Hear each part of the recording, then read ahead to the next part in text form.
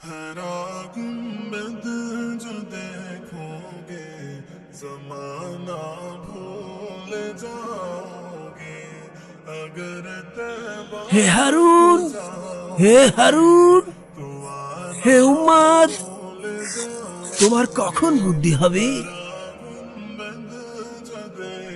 পাগল আমি নাকি তুমি? হ্যাঁ, আমি তো নিজেকে বুদ্ধিমান বলে মনে করি।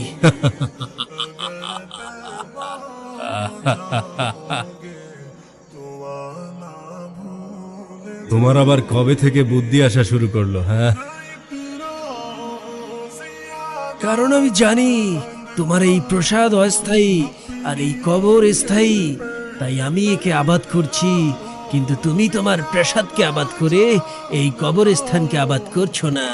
তাই তুমি আবাদী স্থান হতে অনাবাদী স্থানে যেতে চাইছো না, অথচ তুমি জানো সেই স্থানে তোমাকে যেতেই হবে। এই কবরগুলোতে এসে আমি ডাক দিয়ে জিজ্ঞাসা করেছি, সম্মানিত লাঞ্ছিত রাজ কোথায়?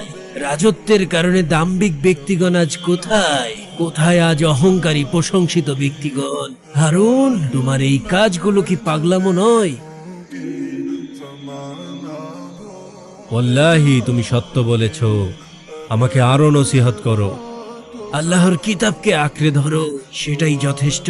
সেখানে যেমন রয়েছে সংবাদ, তেমনি রয়েছে শিক্ষা। তোমার কোনো প্রয়োজন থাকলে বলো, আমি পূরণ করে দেব। হ্যাঁ, 3টি প্রয়োজন যদি পূরণ করে দিতে পারো, ধন্যবাদ পাওয়ার উপযুক্ত হবে। বলো তাহলে।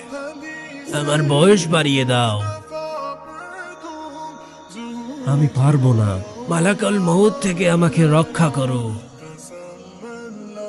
আমার সে সামর্থ্য নেই। আমাকে জান্নাতে প্রবেশ করাও, জাহান্নাম থেকে বাঁচাও। আমার সে শক্তি নেই।